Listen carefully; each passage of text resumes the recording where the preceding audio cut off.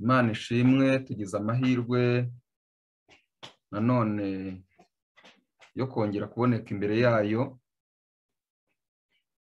muri gahunda nziza yo kuramya Imana, izina ry'Imana yacu rihimbazwe. Ndanezerewe cyane mu mutima kandi ndabizi yuko namwe ariko bimeze, kuba duheshejwe amahirwe angana gutya yo kuboneka mu iteraniro rinini nk'uko mbibonesha amaso, bikurikiwe n'abantu benshi bari mu miryango yabo, atari abari mu Rwanda gusa, ahubwo abari ku isi yose bumva Ikinyarwanda kandi bahisemo gukurikira amateraniro kuri uru rubuga. Iyi ni gahunda nziza y'amateraniro makuru yateguwe kugira ngo twegerane n'Imana, kandi mu mugambi w'Imana mwiza ni ukugira ngo duhabwe imvura y'umuhindo ndetse n'imvura y'itumba. Imana yacu ishimwe kandi ihabwe icyubahiro. Tugiye kwigana icyigisho nifuza yuko mwaza kugikurikira mukireba, kuko ari bwo buryo bwiza bwo kwiga muri iki gihe buzatuma abarwanya n'abahakana ukuri, usibye ko bazahakana inyandiko bagahakana yuko zitandikishijwe umwuka w'Imana, ariko buri wese agomba kwibonera n'amaso ye yuko ibintu byose byateguwe kandi ko Imana nta kitavuze ku bantu bayo kugira ngo tubone ubugingo buhoraho. Tugiye kwigana icyigisho kigira kiti, dore ndabagira inama mwikiza b'iki gihe biyobagiza. Dore ndabagira inama mwikiza b'iki gihe biyobagiza. Mureke mbere yuko dutangira iki cyigisho twongere twishyire imbere y'Imana umuntu wese ku giti cye, kubera ko umwanzi ntabwo yifuza yuko ukuri kugera ku bantu, kandi muzanayibona mu buryo bwinshi. Icyo Satani ari gukora muri iki gihe ni uko ukuri aho kwanyura hose agerageza kuhatambika ibihindizo by'ibinyoma, ndetse imbaraga zose umwanzi ari gukoresha muri iki gihe ni uko no ku mbuga nkoranyambaga ukuri kudakwiye kuhanyura. Mureke rero ubwo tubonye amahirwe twongere twiragize Imana ubwa kabiri. Twongeye kukwiragiza Mana, wowe muremyi w'ijuru n'isi, wowe washyizeho uburyo bw'ibwirizabutumwa kugira ngo bukangure umuntu wese kandi bumumenyeshe inama y'agakiza. Abaduteze amatwi aho bari hose, Mwuka w'Imana twongeye kukurarika ngo ukorane n'umuntu wese, uduhe kumva icyo ijambo ry'Imana rivuga, kandi uduha amaso abona mu ijuru mu by'umwuka kugira ngo tuvuge ijambo rimurikiwe gusa, kandi ijambo rihawe umugisha nawe ubwawe wenyine, mu izina rya Yesu, amen. Mu gitabo ubutumwa bwatoranijwe volume ya 2 paje ya 10 hari amagambo akurikira. Ndagira ngo menye yuko ayo magambo muri kuyabona. Haranditse ngo, abagabura ntibakwiriye kwibwira ko hari ibitekerezo bikomeye by'agatangaza bafite, keretse gusa nibakiriye imiburo, naho ubundi bazagosorwa bave mu murimo, maze abandi bantu bahaguruke bakomeze bazamuke kugera ku ntsinzi. Byanze bikunze umurimo ugomba kugera ku iherezo, ubyange cyangwa ubyemere, wemere gukorana n'Imana cyangwa ubireke, umurimo Imana igomba kuwugeza ku musozo, kandi byange bikunde bizasoza Kristo atsinze. Muri Matayo igice cya 16 umurongo wa 1 kugera wa 3 hari amagambo akurikira. Abafarisayo n'abasadukayo baraza bamusaba ngo abereke ikimenyetso kivuye mu ijuru kugira ngo bamugerageze. Arabasubiza ati, iyo bugorobye muravuga muti hazaramuka umucyo kuko ijuru ritukura, na mu gitondo muti haraba umuvumbi kuko ijuru ritukura kandi ryirabura. Muzi kugenzura ijuru uko risa, ariko munanirwa kugenzura ibimenyetso by'ibihe. Matayo 11:16 na 17. Yesu yayivugiye aya magambo ati, ariko ab'ikigenda bagereranya n'iki? Bameze nk'abana bato bicaye mu maguru bahamagara bagenzi babo bati, twabavugirije imyironge ntimwabyina, twaboroze ntimwarira. Ayo magambo kandi aboneka muri Luka igice cya 4:31 na 32. Aya magambo tubonye haruguru yavuzwe ku bantu bo mu gihe cya Yesu, ariko cyane cyane yerekeza ku bayobozi b'idini ry'Abayuda banze kwemera umurimo wa Yohana Umubatiza ndetse n'uwa Yesu ubwe, kuko batashakaga kwemera impinduka zaje muri gahunda bari bamenyereye. Aba bayobozi mu by'idini bumvaga ko aribo baragizwe umurimo w'Imana, ko nta wundi ufite ububasha bwo kuwinjiramo, kugeza ubwo yaba Yohana Umubatiza na Yesu ntibigeze bemerwa n'abayobozi b'idini muri icyo gihe. Nyamara kandi rubanda rwose rwaramukurikiye. Turi mu minsi y'imperuka, kandi ubuhanuzi uko bwagiye bwerekana ibintu, turi mu gihe cyo kubibonesha amaso. Ibyo umuhanuzi Daniel yifuje kumenya amaherezo yabyo, bimwe muri byo turabirebesha amaso yacu uyu munsi. Muri iki cyigisho turaza kureba ibimenyetso byo kugaruka kwa Yesu. Benshi bajyaga bakoresha imvugo ngo niko byahoze, kandi koko Petero yabyanditseho agira ati, mu rwandiko rwa kabiri yanditse igice cya 3:3 n'uwa 4 ngo, mubanze kumenya iki? Yuko mu minsi y'imperuka hazaza abakobanyi bakobana, bakurikiza irari ryabo, babaza bati, isezerano ryo kuza kwe ririhe? Uhereye aho basokuruza basinziriye, byose bihora uko byahoze, uhereye ku kuremwa kw'isi. Nyamara Yesu yari yaravuze ibimenyetso byo kugaruka kwe agira ati, Luka 21:25 na 26, kandi hazaba ibimenyetso ku zuba no ku kwezi no ku nyenyeri, kandi no hasi amahanga azababara. Bumirwe bumvisha inyanja n'umuraba bihorera. Abantu bazagushwa igihumura n'ubwoba no kwibwira ibyenda kuba mu isi, kuko imbaraga zo mu ijuru zizanyeganyega. Nyuma yo kunyeganyega kw'imbaraga zo mu ijuru, hagomba gukurikiraho kugaruka kwa Yesu. Luka 21:27. Ubwo nibwo bazabona umwana w'umuntu aje mu gicu, afite imbaraga n'ubwiza bwinshi. Tugiye kwita ku magambo Yesu yivugiye ubwe. Matayo 24:37 kugera 39. Uko iminsi ya Nowa yari iri, no kuza k'umwana w'umuntu niko kuzaba, kuko nk'uko bari bameze muri iyo minsi yabanjirije umwuzure. Bararyaga, baranywaga, bararongoraga, barashyingiraga, bageza umunsi Nowa yinjiriye mu nkuge ntibabimenya, kugeza aho umwuzure wazi ukabatsemba bose. Niko no kuza k'umwana w'umuntu kuzaba. Tugiye kwita ku minsi ya Nowa. Mu minsi ya Nowa harimo ibintu bibiri. Icya mbere, harimo imibereho ya Nowa, hakaba n'imibereho y'abantu bo muri icyo gihe. Ubwo buryo bwombi tugiye kubureba. Noneho kuko Yesu yatubwiye ngo muzarebe mu minsi ya Nowa uko byagenze, aba ariko mugereranye n'ibigomba kubaho noneho muri iki gihe, igihe umwana w'umuntu azaba agiye kuza. Tugiye kubanza kureba amateka ya Nowa kugira dusobanukirwe icyatumye arokoka, ariko turebe n'abandi batinjiye mu nkuge impamvu yatumye barimbuka. Tugiye rero kureba imyitwarire ya Nowa. Icya mbere, Itangiriro igice cya 6:8, haranditse ngo, ariko Nowa agirira umugisha ku Uwiteka. Muri Bibiliya y'Icyongereza ho banditse yuko Nowa yaboneye ubuntu mu maso y'Uwiteka. Ubu rero buri wese ushaka guhagarara mu ruhande nk'urwa Nowa kugira ngo arokoke, niyandike ijambo ubuntu muri comment. Niyandike ijambo ubuntu muri comment. Kuko tugiye kureba ibi bintu mu buryo bwitondewe cyane. Umuntu ushaka kurokoka nk'uko Nowa yarokotse, niyandike ijambo ubuntu. Nowa yabonye ubuntu mu maso y'Uwiteka. Mbese ubu buntu Nowa yaboneye mu maso y'Uwiteka twabubona natwe? Mbese natwe birashoboka? Ubu buntu natwe twabona muri iki gihe? abafite igitabo ubutumwa ku basore mwandike paje 115. Nabonye ko umuntu ashobora guhabwa ubu buntu.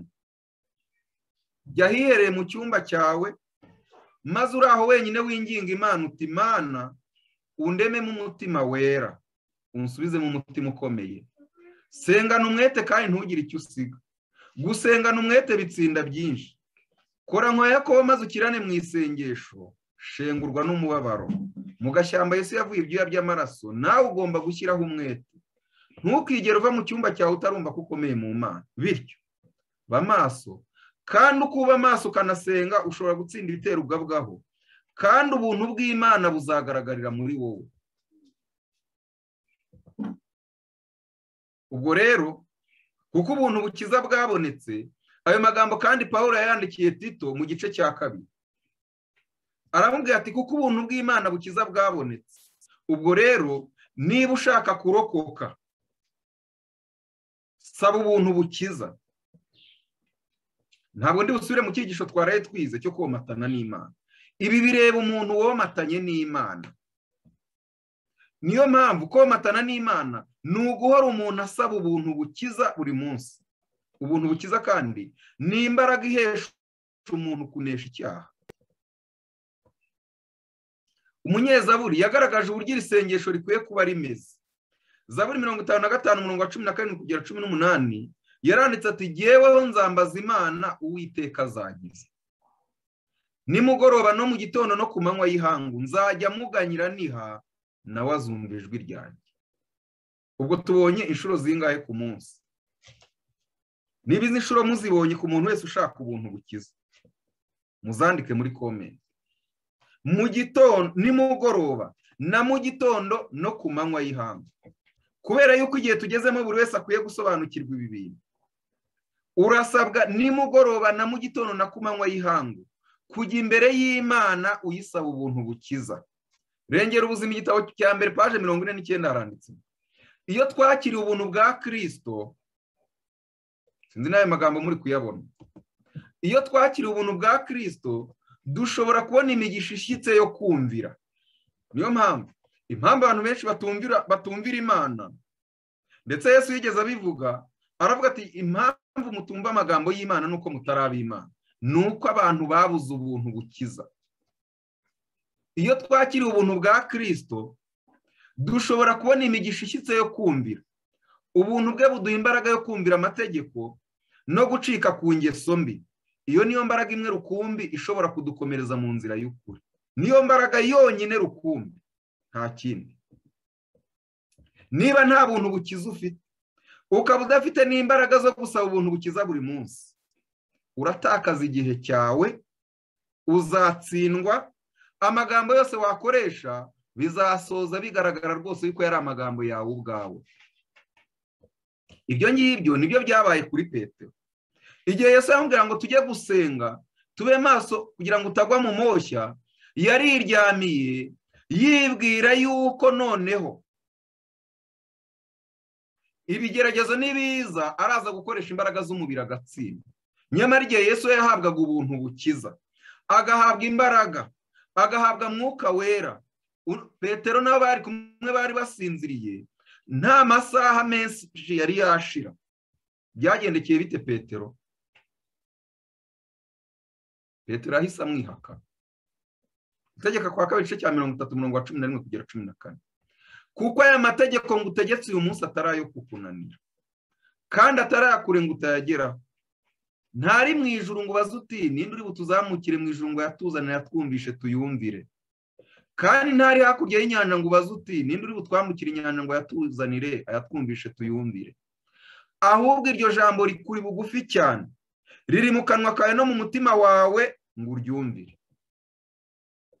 Iri jambo ko ari ijambo ry'Imana, muri mwebwe bakurikiye amateraniro, hari udafite Bibiliya, hari udafite umwuka w'ubuhanuzi, nta kindi kizatuma tuzamuka iki kirere usibye kumvira ibyanditswe muri iri jambo byonyine.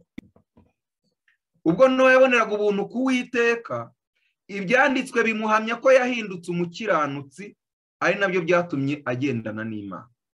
Mwumvise icyigisho cy'uyu mwanya gihure n'icya nimugoroba. nta muntu ushobora kwitwa umuntu w'Imana ubuntu bukiza butari bwakora mu mutima. Niyo mpamvu mu Itangiriro igice cya 6 umurongo wa 9 haranditse ngo Nowa yari umukiranutsi, yatunganaga rwose mu gihe cye. Nowa yagendanaga n'Imana, yatunganaga mu gihe cye. Nawe urasabwa gutungana mu gihe urimo. Abayobora 11 umurongo wa 7. Kwizera niko kwatumye Nowa atinya Imana, amaze kuburirwa nayo iby'ibitaraboneka, akabaza inkuge yo gukiza abo mu nzu ye, ari yacishije iteka ry'abari mu isi, aragwa gukiranuka kuzanwa no kwizera. Ibi nibyo Bibiliya rero yita kugendana n'Imana.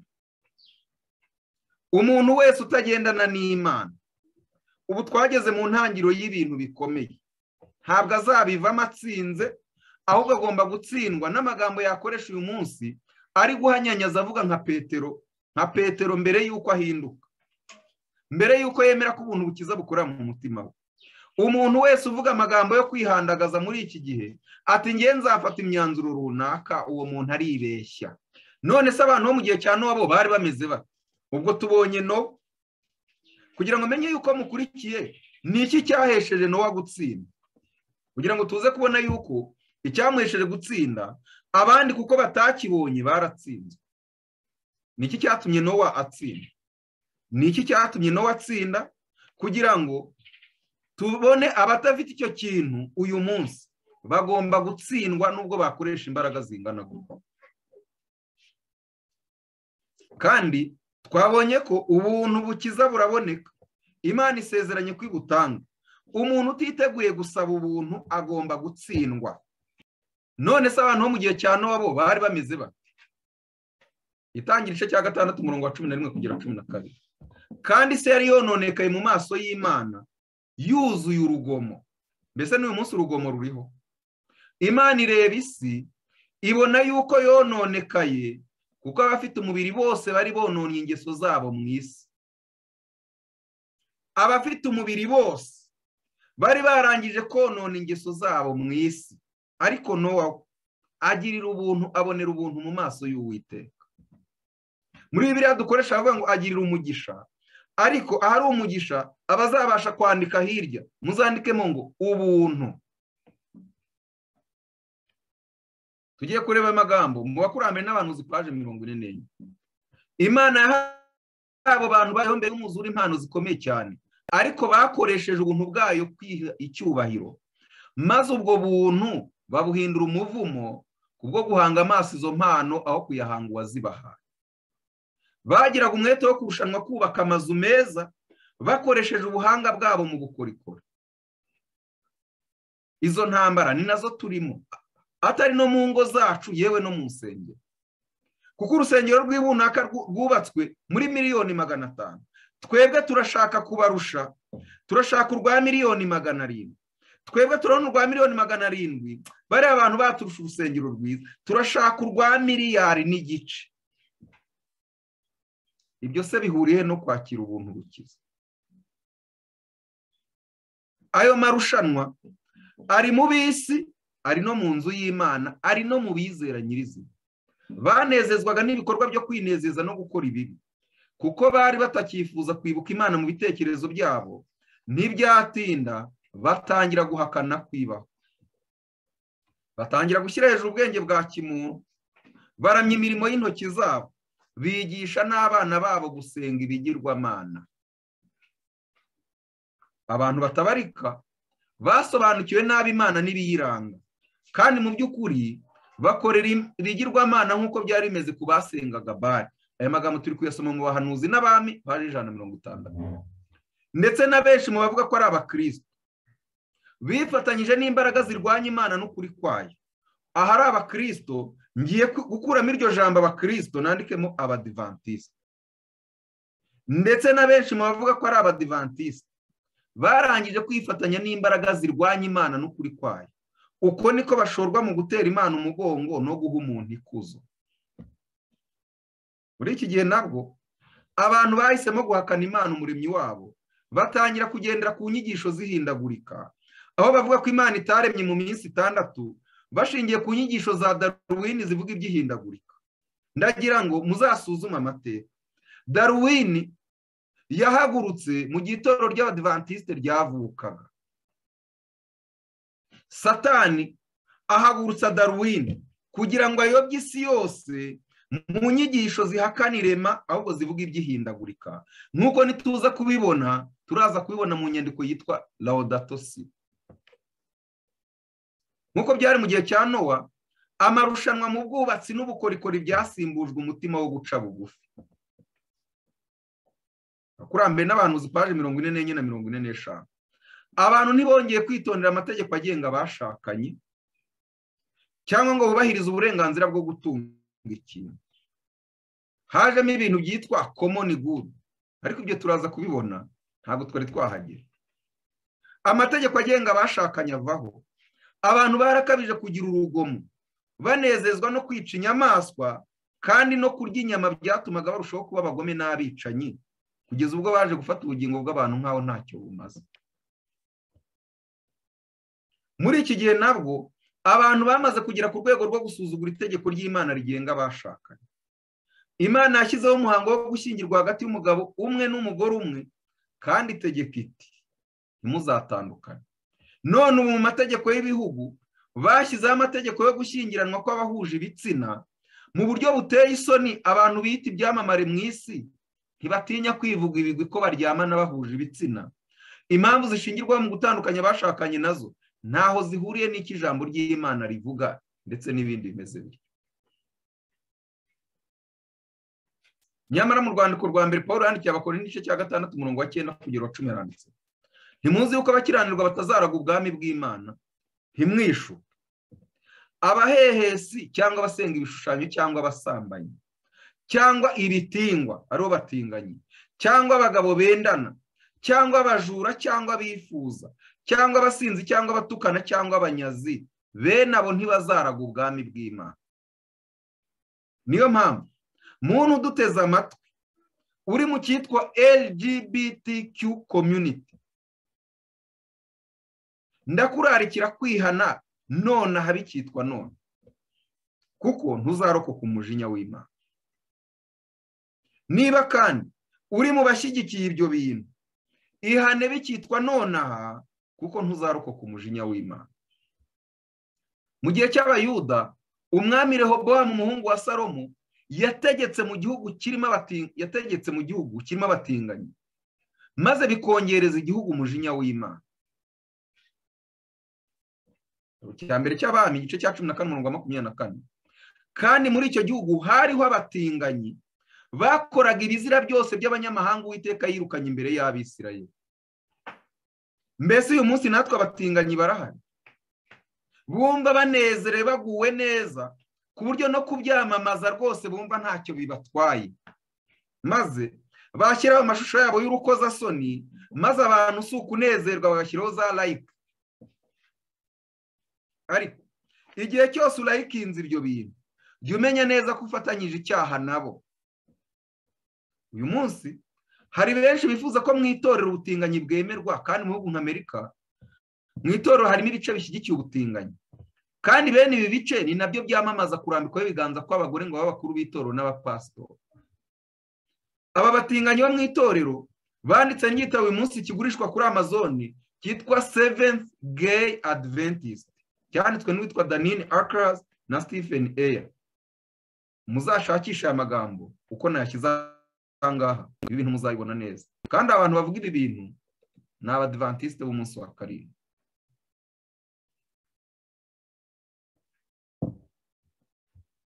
Iyi miryango y'abatinganyi ikorera no muri amwe mu mashuri akomeye y'itorero ryacu muri Amerika. Ubwo mvuze muri Amerika kuko niho mfitiye ibihamya bifatika, ariko n'ahandi henshi ibyo bintu birahari. Mbese ikizira cyinjiye ahera. Ku ngoma y'umwami Asa, umwuzukuru wa Rehobowamu yagize ishyaka ry'Uwiteka aca ubutinganyi mu gihugu. Cya mbere cy'Abami igice cya 15 umurongo wa 11 kugera 12. Asa uwo yakoraga ibitunganiye Uwiteka nk'uko sekuruza Dawidi yakoraga, yirukanye abatinganyi bakura mu gihugu, akuraho n'ibishushanyo byose base bari bariremeye. ku ngoma ya Yehoshafati umuhungu w'umwami Asa yirukanye abatinganyi bari basigaye mu gihugu arabaca burundu. Igitabo cya mbere cy'Abami igice cya 22:47. Kandi abatinganyi barokotse bari basigaye bakiriho ku ngoma ya se Asa arabohera abakura mu gihugu.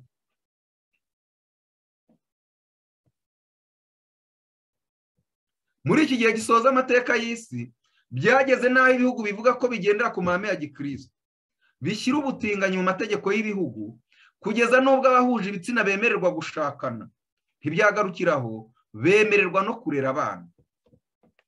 Mwibaze namwe abantu abatinganyi kugera n'ubwo umuntu afata umwana akabona ngiye kumureresha abatinganyi. Ubwo se uwo mwana aba ashaka yuko uburere uwo mwana azagira n'ubu ni ukugira ngo uwo mwana azakure nawe ari umutinganyi. Ndetse n'ibihugu bitabishyize mu mategeko yabyo ntibirwanya ubutinganyi nk'icyaha ku mugaragaro, ahubwo birengera ubutinganyi mu bundi buryo. Igihe Nowa yabwirizaga yaragaga kwizera ibyo avuga nubwo yari atarabibona, kandi abigaragariza mu gufata umutungo we awushyira mu murimo w'Imana.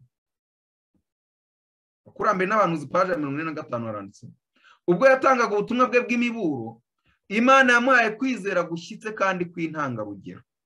Yerekana icyitegererezo cyo kwizera iby'Imana ivuga nta kuzuyaza.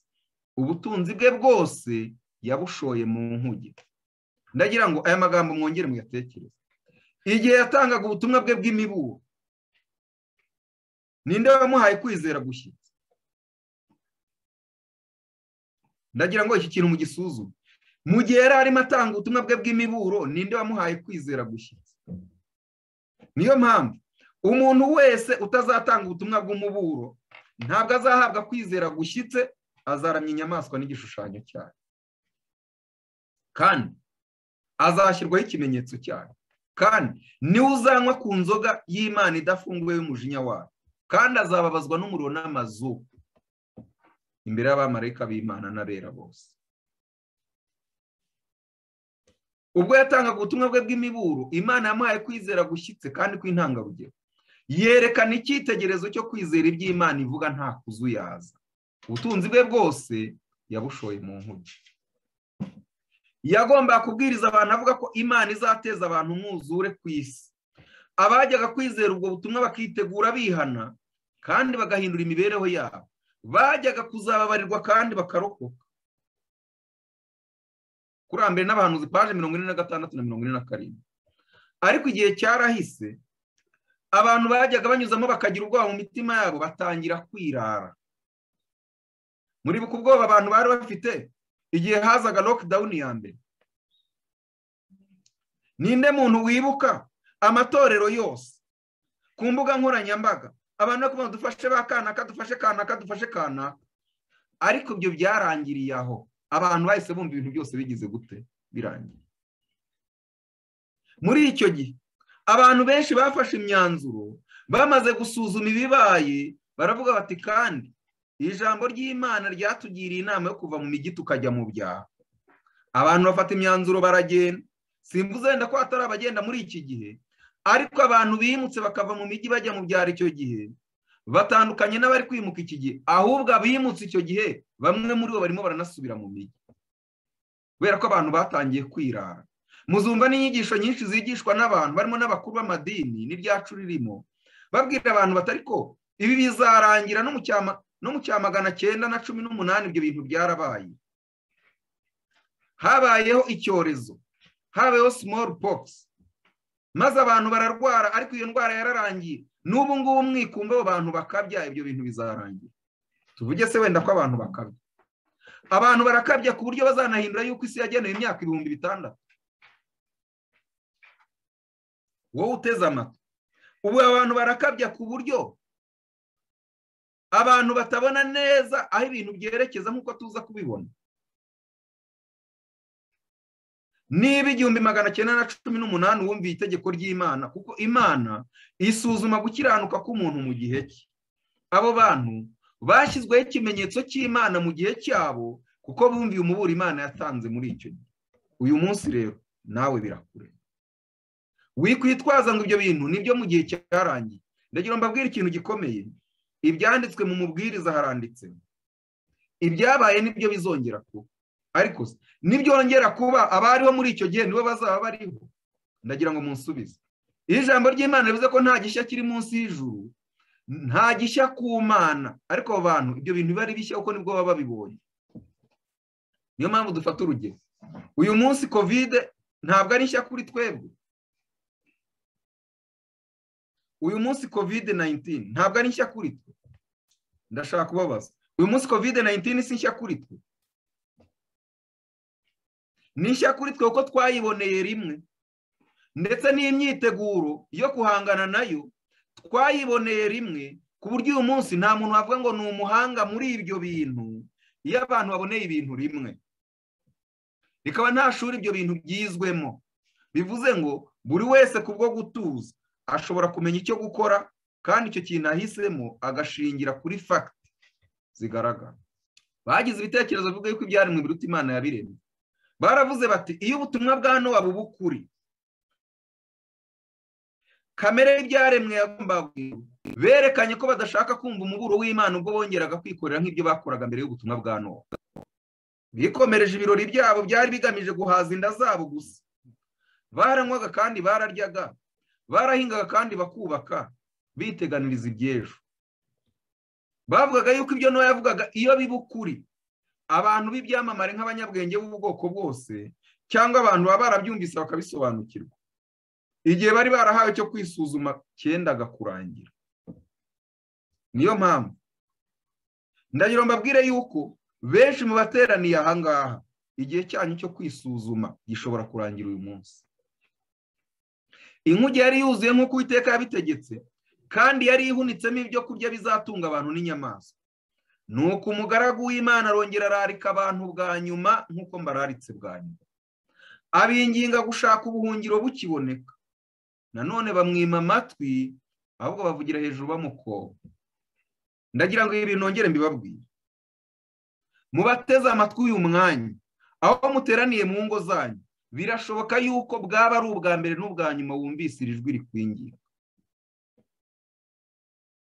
Igihe cyarageze, bigaragara ko abantu barangije kwinangira, maze umugaragu w'Imana Nowa yinjira mu nkuge n'umuryango we, abandi bakomeza kuguma hanze bamuseka. Kurambere n'abantu paje 47. Inyamaswa zo mu gasozi n'ibiguruka byo mu kirere byari byamaze kugera mu buhungiro. Nowa n'ab'inzu ye bari mu nkuge, maze Uwiteka aramukingira. Urugi runini cyane rutashoboraga gukingwa n'abari imbere, rukingwa buhoro buhoro n'amaboko atagaragara. Nowa yikingira nawe imbere, naho abanzi imbabazi z'Imana bakingiranirwa hanze. Nanone Kristo narangiza umurimo wo kuburanira abanyabyaha mbere yuko aza mu bicu byo mu ijuru, urugi rw'imbabazi ruzakingwa. Imbabazi z'Imana zizaba zikuwe ku bakiranirwa, na Satani azamaze kwigarura rwose abazaba baranze imbabazi. Uyu munsi umubare munini bahindutse itsinda ry'abarakaje ijuru. Bazagerageza kurimbura abantu b'Imana, ariko nk'uko Nowa yari arindiwe mu nkuge ntacyo ashobora kuba, n'abakiranutsi bazaba barinzwe n'imbaraga y'Imana. N'ubundi imibereho mu gihe cya Nowa isa n'iy'ubu, ubirebye nta tandukaniro rihari. Ibyaha byariho mu gihe cya Nowa n'ubu biracyariho. Ntibita ku mategeko y'Imana, ahubwo barayasuzuma. Amategeko yashyigikiraga gushaka umugore cyangwa umugabo. Umuremyi yatanze amabwiriza y'umwihariko yerekeye uwo muhango, awambika umwambaro wo gukiranuka n'icyubahiro. Ariko umugambi w'abashakanye urahindurwa, bawukoresha gushimisha irari ryabo. Abantu batwarwa n'irari ry'inda. Abitwa abayoboke ba Kristo basangira n'abasinzi ibyo kurya n'ibyo kunywa. Kutirinda mu byo kurya n'ibyo kunywa bigusha ikinya imbaraga zo gutekereza neza n'iz'iby'umwuka, maze bigategura umuntu gusaya mu irari ry'ibidafite umumaro. Uko igihe cyo kugaruka kwa kabiri kwa Kristo cyegereza, umwami yohereza abagaragu be kuburira abantu ngo bitegure bya birori by'agatangaza. Abantu benshi bica amategeko y'Imana, none kubw'imbabazi zayo irabararika kumva amabwiriza yayo yera. Abazihana bose kandi bakizera Kristo, maze bakareka ibyaha byabo, bazababarira. Mu bantu benshi cyane bari batuye isi imbere y'umwuzure, 8 gusa nibo bizeye kandi bemera ijambo ry'Imana yavugiye muri Nowa. niko na mbere yo kugaruka ko watanze amategeko aza guhana batayumviye bizamera. Abacumura baraburirwa ngo bihane, ariko ku bantu benshi izo nama zizapfa ubusa. Ndagira ngo mbabwire ko ku bantu benshi izi nama ziri gupfa ubusa. Mbese nawe urashaka kumera nk'abo izi nama zigiye gupfira ubusa? Luka 18:8 handitswe ngo ariko umwana w'umuntu naza, mbese azasanga kwizera kukiri mu isi? Bivuze ngo hari igihe kwizera kuzarangira. N'uyu munsi igihe cy'imbabazi ubwoko bw'Imana bwagenewe kirenda kurangira. Ubutumwa bwarabwirijwe mu buryo bwose nk'uko byagenze mu gihe cya Nowa. Ubwo igihe cy'imbabazi cyari kigiye kurangira, abantu bariho mbere y'umwuzure birunduriye mu bikorwa byo kwinezeza byose. Muri iki gihe cyacu isi yatwawe no gushaka kwinezeza. Uramuza amafaranga atangwa mu mikino, guhura bya buri kanya bibuza abantu kunyurwa n'ukuri, kandi ariko konyine kwashobora kubakiza kurimbuka kwegereje. Mu gihe cya Nowa abanyabwenge bari barize ibintu bya filozofiya, bavuga ko bidashoboka ko isi yarimburwa n'amazi. Ni nako abize siyanse, musurinye ijambo siyanse, bagerageza kwerekana ko isi itarimburwa n'umuriro. Ariko igihe bose bari bamaze kuvuga ko ubuhanuzi bwa Nowa ari ukwibeshya, nibwo igihe cy'Imana cyari kigeze. Nyiramategeko aruta amategeko ya kamere. Kandi uko byari biri mu minsi ya Nowa niko bizamera umunsi umwana w'umuntu azabonekera. Mwite kuri aya magambo rero. Igihe abayobozi b'idini bereka abantu ibihe by'amahoro n'ubukire bizaza, maze ugasanga isi ihugiye mu guhinga no kubaka, barya bakanywa, batumva imiburo y'Imana kandi bagasuzugura intumwa zayo, niko kurimbuka kuzabatungura kandi ntibazabasha kubikirana hato. Nk'uko byari bimeze mu bantu bo mu gihe cya Nowa, niko abantu bagiye bakomeza gukora ibibi uko imyaka yagiye ikurikirana nyuma y'umwuzure. Hari ikimenyetso gikomeye kiranga ko abantu bageze ku iherezo nk'uko twabibonye mu gihe cya Nowa. Icyo kimenyetso nta kindi, ni ugukura amaso ku muremyi bakayahanga ku byaremwe. Uko niko abantu mu gihe cya kera bakuye amaso ku Uwiteka bakayahanga kuri Bali. None tugiye kureba ikigirwamana cyitwa Bali ni iki. Ni iby'ingenzi cyane gusobanukirwa ibi bintu. Mbere y'uko abantu barimbuka, bagomba gukura amaso ku Uwiteka, bagakura amaso ku muremyi bakayahanga ku byaremwe. Nk'aho bakumvise imiburo y'Imana, bagatangira kureba ku by'isi, aho imbaraga nyinshi bagomba kuzishyira ku isi ngo bashaka gutunganya isi ngo ibe nziza. Nibyo koko, ntabwo twahawe misiyo yo kwangiza isi, ariko iwacu si mu isi. Imbaraga zacu zose tugomba kuzihanga mu isi, kuko abangiza isi bo ntibazabura. Tugiye kureba ikigirwamana cyitwa Bali ni iki. Bali ni ikigirwamana cy'izuba gifatwa nk'umuyobozi w'ibyaremwe mu burasirazuba bwo hagati. Ijambo ry'Imana rigaragaza ko iyi misengere yatangiye kera mu iyobokamana rya Nimurodi, umwami wa mbere wa Babeli, ariho Babuloni rigenda, ari izina Babuloni rikomoka, rigenda rikwira mu bihugu byose igihe Imana yanyuranyaga indimi z'abantu ku munara wa Babeli.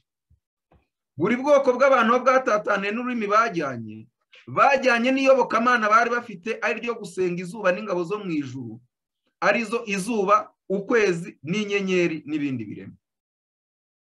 Kugera aha ngaha ndagira ngo ndarikire abakurikiye ibi byigisho, nibisoza muze gushaka icyigisho cyaraye cyigishijwe n'umwigisha wigishije nimugoroba, kuritegure gusanganira Imana yawe, umwigisha witwa Shadaraki Habimana. Yasobanuye kuri ibi bintu cyane. Ndagira ngo nyuma y'amateraniro abaza kubona umwanya muze gushaka icyo cyigisho, murebe kugira ngo isi irimbuke, hagomba kubaho kubanza gusenga ingabo zo mu ijuru, arizo izuba, ukwezi n'inyenyeri, kandi ibyo ni ibyaremwe, ntabwo ari umuremyi. Iyi misengere yari ifite inkomoko kuri Nimurodi n'umugore we Semiramisi. Nimurodi yari umuhakanyi kandi wigumuye ku Mana, nka se witwaga Kushi, umwuzukuru wa Nowa, nk'uko biri mu Itangiriro cya 10:8. Mu bantu bose Satani agomba guhagurutsa abarwanya Imana. Nimwibaze namwe, Nowa yari amaze kurokoka, ariko umwuzukuru we ahagurukira kurwanya Imana mu buryo bukomeye. Maze Nimurodi acirwa urubanza rwo gupfa kubw'ibikorwa bye bibi, maze nk'uko bivugwa n'abanyamateka ba kera, bimwe mu bice by'umubiri we byagiye byoherezwa mu mijyi itandukanye kugira ngo bibe umuburo. Umugore Semiramisi yarahunze, ariko hakwirakwizwa ibihuha ko yaba yaragiye mu ijuru, aho yaje guhinduka umwe n'izuba. Ubwo Semiramisi nyuma y'igihe yaje kubyara umwana w'umuhungu witwa Tamuzi. Aho yahamije ko uwo mwana ari ukongera kwigaragaza k'umugabo we, ariko mu buryo bw'ubumana, kandi akagaruka aje guhinduka umukiza w'inyokomuntu. Nyuma yaho Semiramisi yaje guhindurwa ikigirwamana, kuko yari abaye nyina w'ikigirwamana, kuko yagiye mu ijuru agahinduka umwamikazi w'ijuru. Mbese n'ubwa mbere mwumvise ijambo rivuga ngo umwamikazi w'ijuru? Mu mico itandukanye bagiye basenga ibigirwamana gusa, bakabisenga mu mazina atandukanye. Niyo mpamvu niba abantu barimo bambaza umwamikazi w'ijuru, jya umenya neza yuko bari kuramya Semiramisi. Mu iyobokamana rya Kiliziya, hano havuye inyigisho ivuga ko Bikira Mariya yagiye mu ijuru. Biza kwemezwa mu mwaka w'1952 na Papa Pio wa 12 ku itariki ya 1 z'ukwa 11/1950, nka rimwe mu mahame adashobora guhinduka, iryitwa ex cathedra Kiliziya Gatolika yigisha. Gusenga izuba biragaragara kenshi nk'ibikorwa n'abaturage giseseka, ariko bikora mu buhanga budasanzwe, kuko byagiye bikorwa mu buryo bwigarurira intekerezo binyuze mu mihango ihambaye bikorwamo. Niyo mpamvu iriya mikino yose mubona, iyo bita imikino ya Olympique, iyi mikino y'umupira w'amaguru yo guhangana ngo ikipe imwe itsinde indi itsindwe, ibyo byose ni ibikomoka mu Bagereki byo gusenga ibigirwamana. Nyamara ni bangahe mu bantu bitwa abantu b'Imana byatwaye ingamira, barara cyangwa birirwa bareba imipira, birirwa muri betting, batakaza imyanya yabo bakurikira imikino mu buryo bwo gusenga ibigirwamana?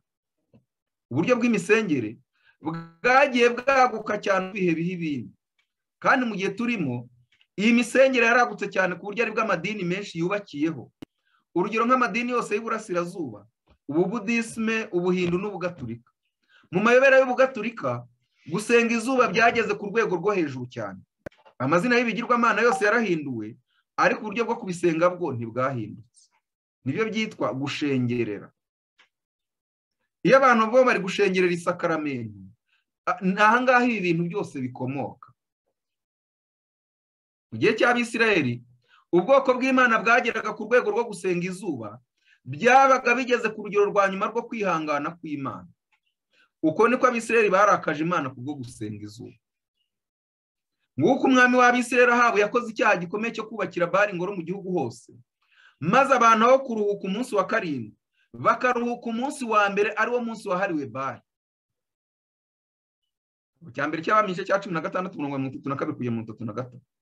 Yubakira Bali icyotero mu nzu ya Bali yari yubatse Samariya, kandi yiremera Shera, ndetse Ahabu arusha abandi bami b'Abisirayeli bamubanjirije bose kurakaza Uwiteka Imana ya Isirayeli. Ibi byatumye Uwiteka yohereza umuhanuzi Eliya ngo ababurire ko kwihangana kw'Imana kugeze ku iherezo.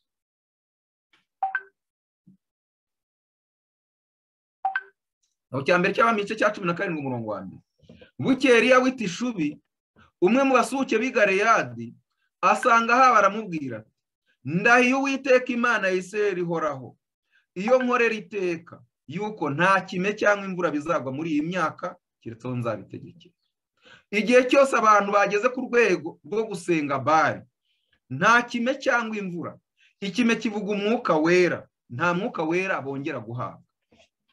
Nkuko tuza kubibona, n'igihe abantu bemeye amahame akomotse mu basenga Bali, biba birangiye ntibashobora kubona ikime cyangwa imvura.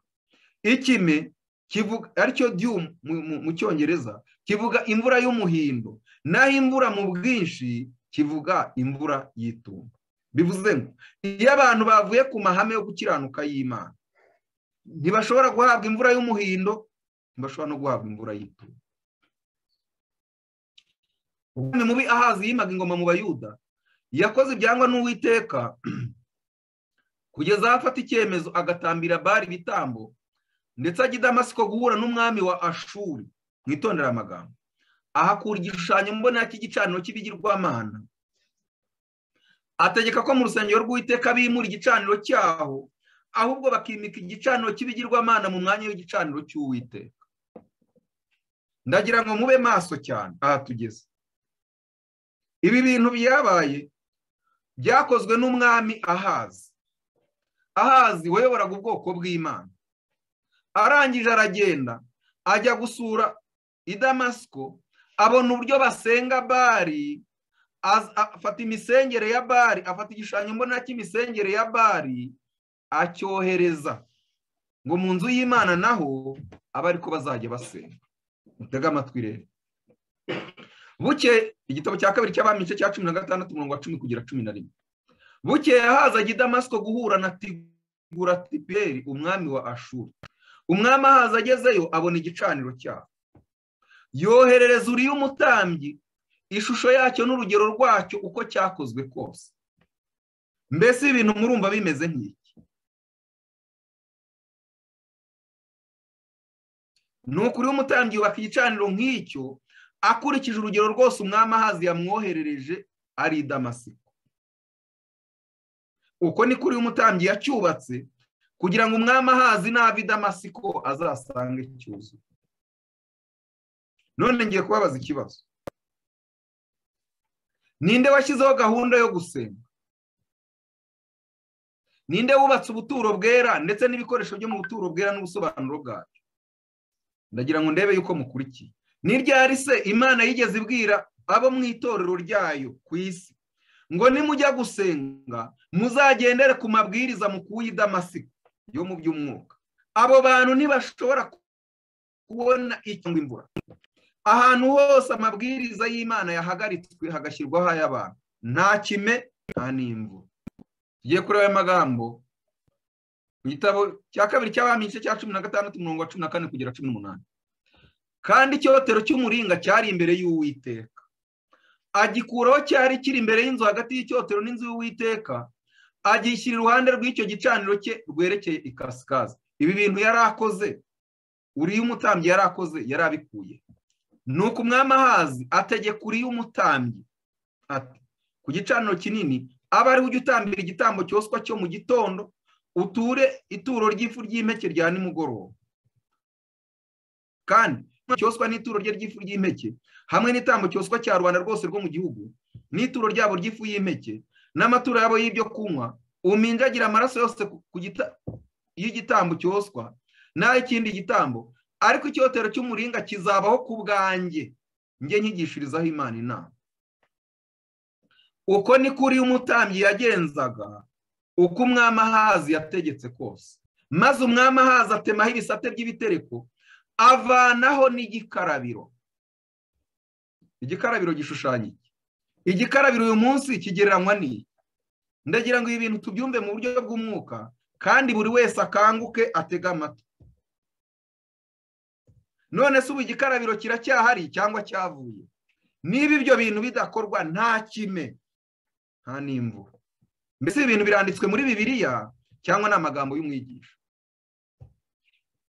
Kandi akuraho igikarabiro kidendeje cyari giteretse ku bishushanyo by'inka byakozwe mu miringa, agitereka ku mabuye ashashwe. Uko Imana yari yategetse ibintu arabihindura. Kandi ibaraza ry'isabato risakawe, mwitondere amagambo, ryari ryubatswe ku nzu y'Uwiteka n'irembo ryo ku gikari ry'umwami ubwe, arabihindura kubw'umwami wa Ashuri. Gahunda z'isabato uko zari zisanzwe zimeze niko zikimeze. Gahunda yo kuramya Imana ku munsi w'isabato uko yari imeze niko mu nsengero z'Abadiventiste b'umunsi wa karindwi uyu munsi bimeze.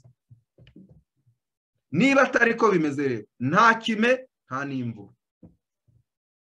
Imbaraga zose zakoreshwa abantu basenga ngo bari gusaba umwuka wera, nta kime nta n'imvura, kugeza igihe amahame y'Uwiteka Yehova azubahirizwa. Abahanuzi n'Abami paje ya 300. Ubwo umwami Ahazi wari warahakanye Imana yegerezaga iherezo ry'ingoma ye, yatumye inzugi z'ingoro y'Imana zikingwa. Mbese ibyo bintu biriho n'iki gihe? Ibi bintu turi kubibonesha amaso cyangwa n'ubuhanuzi buzasohora cyangwa n'ubuhanuzi bwarangiye? ndagira ngo umenye neza rwose ko abantu mukurikiye. Ibi bintu biri kuba, ni ibintu byarangiye, ni ibintu bizaba, tubitegereze. Ibyo bintu murabibonamo. Ubwo umwami Ahazi wahakanye Imana yegerezaga iherezo ry'ingoma ye, yatumye inzugi z'ingoro y'Imana zikingwa. Imirimo yera yakorerwagamo yarahagaritswe. Amatabaza yo muri iyo ngoro ntiyaracyakira imbere y'igicaniro.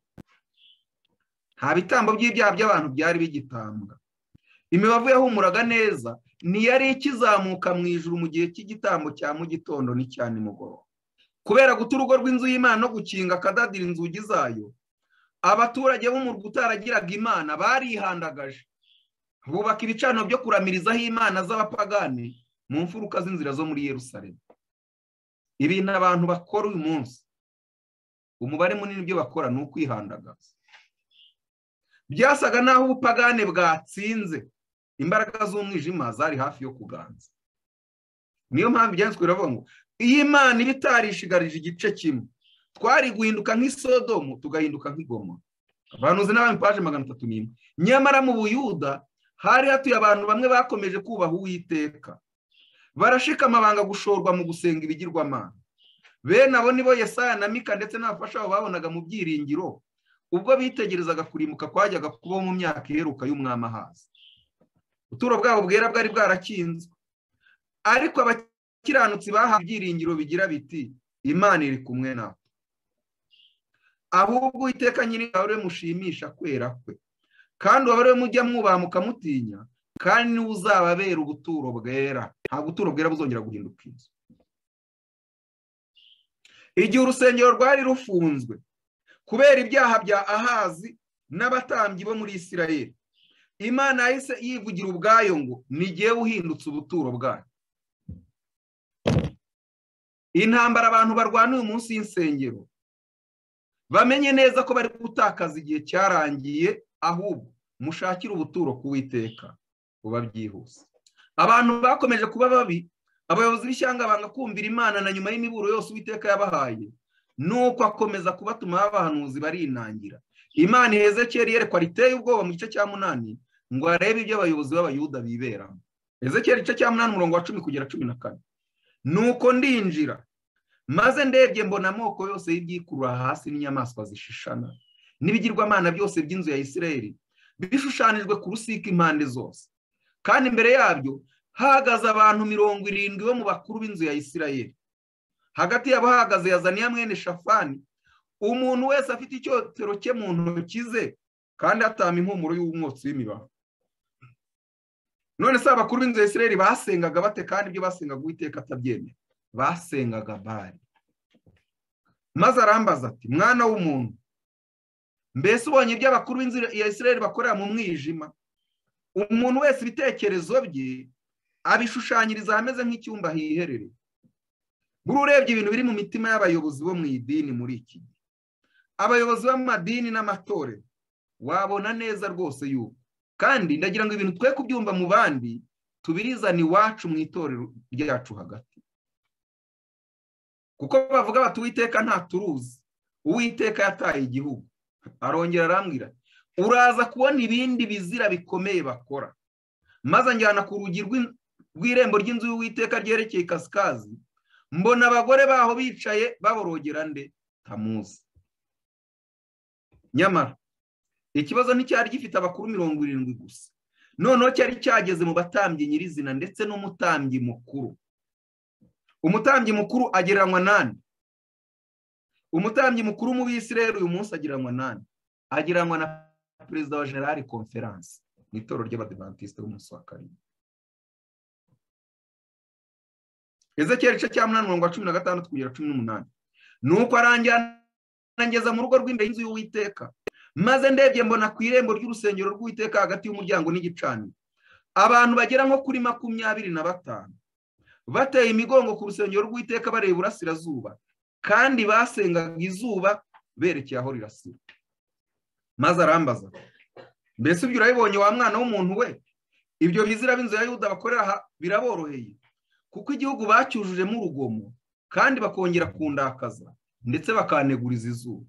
Nicyo gituma nanjye nzabagirira uburakari ijisho ryanjye ntirizabareba neza kandi sinzabagirira ibambe, nubwo bantakambira mu matwi bashyira ijuru ntabwo nzabumva. Mbese ubu hari ikime, hari n'imvura. Uwiteka arihamirije ngo nubwo bantakambira mu matwi bashyize ejuru, nubwo bakora amateraniro ameze gute, ntabwo nzabumvira. Icyigisho kiravuga ngo mwikiza ab'iki gihe biyobagiza. Niko byagenze, ibihano by'Imana byabageze. Igihe cyose ubwoko bw'Imana bugezeho ku gusenga ibigirwamana cyangwa gufatanya n'abasenga ibigirwamana, imbabazi z'Imana ziba zigeze ku iherezo. Uko niko Uwiteka yakoresheje Eliya ngo arimbure abaramya Bali. Cyambere cy'Abami igice cya 18 umurongo wa 18 kugera 22. Nuko none ntumirira ab'Isirayeli bose bateranire ku musozi w'i Karumeli, kandi abahanuzi ba Bali uko ari 450 n'abahanuzi ba Shera basangira ku meza ya Yezebeli uko ari 400. Nuko aha batumira ab'Isirayeli bose nabo bahanuzi abateraniriza ku musozi w'i Karumeli. Nuko Eliya yegera abantu bose aravuga ati, muzageza he guhera mu rungabangabo? Niba muzi ko Uwiteka ari we Mana, nimumukurikire. Niba muzi yuko gahunda ikorerwa mu rusengero yashyizweho n'Uwiteka, nimuyikurikize. Niba kandi iyo gahunda atari iy'Uwiteka, nimuyihorere. Mbese ibintu birumvikana neza. Niba ari gahunda y'Imana, nimuyikurikize. Niba ari gahunda yashyizweho n'abantu, nimuyireke. Niba muzi ko Uwiteka ari we Mana, nimumukurikire. Kandi niba ari Bali, aba ari we mukurikire. Abantu ntibamusubiza ijambo na rimwe. Eliya arongera abwira abantu ati, ni jye jyenyine muhanuzi w'Uwiteka usigaye, ariko abahanuzi ba Bali ni 450. Ubu abantu bahagaze mu by'ukuri ni bake cyane, ariko barahari. Ariko abahanuzi bari mu ruhande rwa Bali ni abahanuzi ishyano ryose. Ubwo batambaga igitambo, Eliya yasabye abahanuzi ba Bali kubanza gutamba ngo abantu babone imisengere y'abahanuzi b'ibinyoma. Mu cyambere cy'Abami igice cya 18 umurongo wa 26 kugera 29. Nuko bazana imfizi bahaye barayibaga, maze batakambira izina rya Bali uhereye mu gitondo ukageza ku manywa y'ihangu, bavuga bati, nyamuna Bali twumva. Mbese Bali yarabumviye? Eliya arabaseka cyane, aterega nimutere hejuru kuko ari Imana, yenda ubiriyumvira cyangwa hari ahiganye, cyangwa se yazindutse cyangwa irasinzira ikwiriye gukangura. Barongera batera ejuru, bikebesha ibyuma n'intambi nk'uko basanzwe babigenza, kugeza amaraso yabereye imyishori kuri. Maze ku gicamunsi barakotsora, bageze igihe cyo gutamba igitambo cya nimugoroba, ariko ntihagira ijwi ryumvikana cyangwa usubiza cyangwa wabitaho n'umwe. Tugiye kureba rero noneho imisengere y'abantu b'Imana itandukanye n'imisengere y'abasenga Bali, byinjijwe mu matorero yose kugeza ubwo mu itorero ry'Abadiventiste b'umunsi wa 7 uyu munsi. Biragoye kugira ngo ujye mu rusengero umenye neza igihe abantu baririmba, igihe bataririmba indirimbo zo mu gitabo, biririmbira izindi ndirimbo mu makorali. Ushobora kwibaza uti, aba ni abantu b'Imana bazi umurimo Kristo ari gukorera hera cyane, aba bantu ubundi ibi bintu bakora babikuye? Ntaho bitandukaniye n'iby'abahanuzi ba Bali. Ariko abantu b'Imana n'uyu munsi barahari. Eliya ahera ko abwira abantu bose ati, ni mu nyegere. Bose baramwegera. Asa n'igicaniro cy'Uwiteka cyari cyarasenyutse. Eliya yenda amabuye 12 ku miryango, ku mubare w'imiryango ya bene Yakobo wanganaga, ari w'ijambo ry'Uwiteka ryagezeho riti, Isirayeli niryo ribaye izina ryawe. Nuko ayo mabuye Eliya yubakisha igicaniro mu izina ry'Uwiteka, maze acukura impande zacyo uruhavu rwajyamo indengo ebyiri z'imwe. Eliya asenga Imana imusubirisha umuriro. Mbese umuriro ushushanya iki? Umuriro ushushanya iki? Icyambere cy'Abami igice cya 18 umurongo wa 36 kugera 39. Nuko agejeje igihe cyo gutamba igitambo cya nimugoroba, yabanje arasana, asana ibyashenywe, abona gutamba igitambo. Wowe nta gusane ibyashenywe ugiye gutamba igitambo? Icyo gitambo gitambiye ku byashenywe wanze kubaka, ntaho gitandukaniye n'icy'abasengaga Bali bo mu gihe cya kera. Eliya umuhanuzi yegera igicaniro aravuga ati, Uwiteka Mana ya Aburahamu na Isaka na Isirayeli, uyu munsi bimenyekane ko ari we Mana mu Bisirayeli, kandi ko ndi umugaragu wawe, nkaba nkoze ibyo byose kubw'ijambo ryawe. Ntabwo yakoze ibyo byose kubwe, ibyo byose mbikoze kubw'ijambo ryawe. Nkaba nkoze ibyo byose kubw'ijambo ryawe. Nyumvira Uwiteka, nyumvira kugira ngo aba bantu bamenye ko ari wowe Mana, kandi ko ari wowe ugarura imitima yabo. Uwo mwanya umuriro w'Uwiteka uramanuka, atwika igitambo cyoswa n'inkwi n'amabuye n'umukungu gukamya amazi yari mu ruhavu yose. Maze abantu bose babibonye bikubita hasi bubamye baravuga bati, Uwiteka niwe Mana, Uwiteka niwe Mana. Eliya rero yahise arimbura abahanuzi ba Bali. Icya mbere cy'Abami igice cya 18 umurongo wa 40. Nuko Eliya arababwira ati, nimufate abahanuzi ba Bali ntasimbuke nuko. Barabafata. Eliya amanukana bagejeje ukageza Kishoni abicirayo. Kuko Eliya atari we wagomba kurangiza uyu murimo wenyine wo gutsemba abahanuzi ba Bali, Imana yahagurukije Yehu ngo akore umurimo Eliya atarangije, kandi arimbura udusigisigi twa Bali mu Bisirayeli. Igitabo cya kabiri cy'Abami igice cya 10 umurongo wa 22 kugera 28. Maze Yehu aravuga ati, nimuteranire Bali guterana kwera. Barabyamamaza Yehu atuma ku Bisirayeli bose. Nuko abaramyaga Bali bose baraza, ntihagira umuntu n'umwe usigara ataje. Baraza binjira mu ngoro ya Bali, ingoro ya Bali iruzura, uhereye mu ruhande rumwe ukageza mu rundi. Maze Yehu abwira utegeka inzu ibikwamo imyambaro ati, zanira abaramya Bali bose imyambaro. Arayibazanira. Nuko Yehu azana na Yehonadabu mwene Rekabu binjira mu ngoro ya Bali. Abwira abaramya Bali ati, nimushake murebe muri mwe hataba harimo n'umwe mu bagaragu b'Uwiteka keretse abaramya Bali bonyine. Abari bemerewe kujya muri urwo rusengero icyo gihe ni bande? Ni abaramyaga Bali bonyine. Vuba bidatinze hagomba kuzaho amabwiriza atuma abaramya Bali bonyine aribo bemererwa kujya mu rusengero, ndetse hagashyirwaho n'amabwiriza abaza ngo, mbese nta waba uri muri uru rusengero utaramya Bali ngo asohoke. Nuko barinjira ngo batambe igitambo n'ibitambo byose.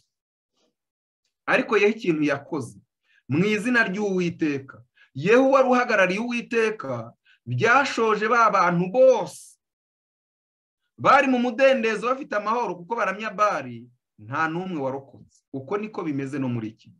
Abantu banze kumvira Uwiteka ntibazarokoka. Nkuko twabibonye, gusenga Bali ni ugusenga ingabo zo mu ijuru arizo ibyaremwe. Niyo mpamvu mu minsi y'imperuka icyaha gikomeye abantu bagomba gukora imbabazi z'Imana zikabavaho, ni ukongera gusenga ingabo zo mu ijuru arizo izuba, ukwezi n'inyenyeri. Ngeze ahangaha ndongera kwibutsa abaje nyuma, mukurikira icyigisho cyari cyigishijwe nimugoroba, kuritegure gusanganira Imana yawe n'umuvandimwe witwa Shadaraki Habimana. Inyigisho yahagarariye ubuyobe yitwa pantheisme, cyangwa inyigisho ivuga ko Imana iri mu kintu cyose. Inyigisho niyo yashyizwe imbere muri iki gihe binyuze muri Laudato Si na Fratelli Tutti, inyandiko za Papa Francis zihamagarira isi gusenga ibyaremwe aho gusenga umuremyi. Mu mwaka wa 2015 Kiliziya Gatolika yasohoye inyandiko yitwa encyclical ariyo Laudato Si. Iyi nyandiko yamamazaga iki?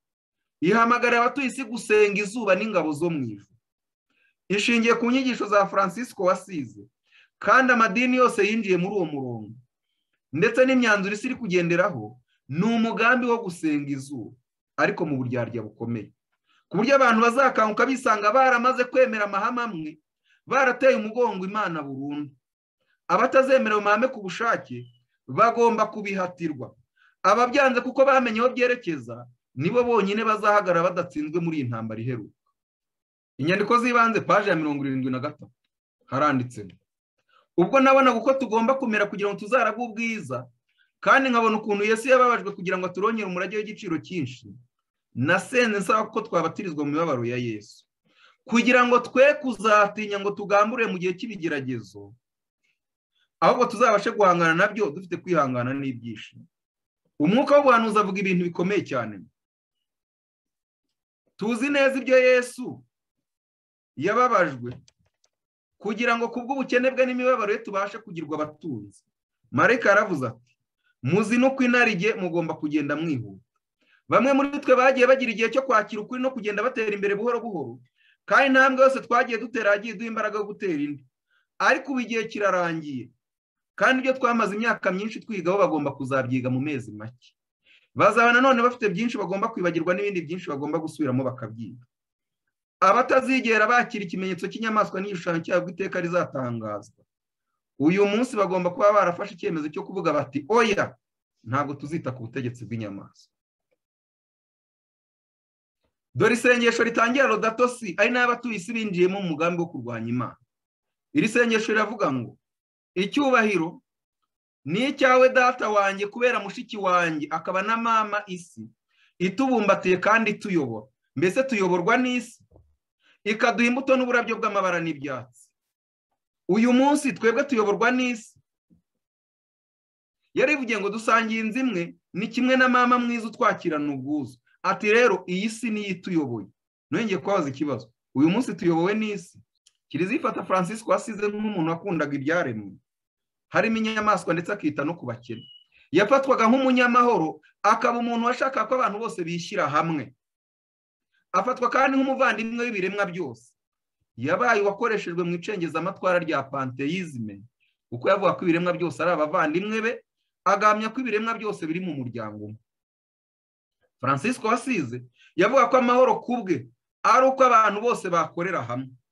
Inyigisho za Francisco wasize nizo zifashishwa muri gahunda yitwa common good, cyangwa ibyiza duhuriye, aho igihugu cyangwa umuntu ku giti cye nta burenganzira afite igihe ibyo bidahuriyeho n'abandi. Mu mwaka wa 79 cyangwa 1979 Papa Yohani Paul wa kabiri yamugize umutagatifu w'abita ku byaremwe. Ibyo byose yabishingiye ko Francisco wasize yavuga ko izuba ari umuvandimwe, amazi ari mushiki we, ku isi n'ubutaka ari nyine. None ibyanditswe bivuga ko mama ari inde? Ibyanditswe bivuga ngo Yerusalemu yo mu ijuru niyo mugeni, ni nawe mama wa twese, ntabwo ari isi rero. Papa Francis rero yahisemo iryo zina ryo no kwifashisha uyu Francisco wasize mu buryo bwo gushyira hamwe isi, kandi agaragaza ko iri kwangirika, kandi ko hagomba gufatwa ingamba zo kuyirengera. Imyanzuro yagezweho mu kurengera isi igaragaza mu by'ukuri uruhande bari iherereyemo, uko bari yasengwaga ku munsi wa mbere dimanche, naho Imana y'Abisirayeli ikaramywa ku munsi wa karindwi ari umunsi w'isabato. Muri Laudato Si rero niho ibanga rya bari rigaragarira, naho muri Fratelli Tutti niho abishyize hamwe bose muri uwo mugambi bagaragara.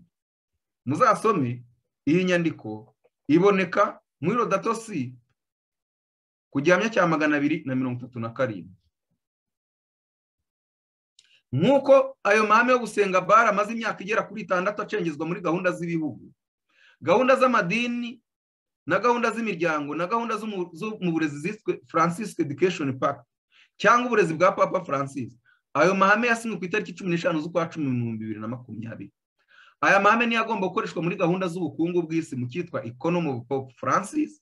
Ntibikwiye gutangaza ko n'imisengeri igomba kugendera muri gahunda ya Francis, nk'uko byatangiye kugenda bigaragazwa muri gahunda ziri gukurikizwa ku isi. Ngiye kubabaza ikibazo, ndi kwihuta ngana ku musozo. Uyu munsi muri misa muri Kiliziya Gatolika, misa imara amasaha angahe? Amenshi mu buryo busanzwe.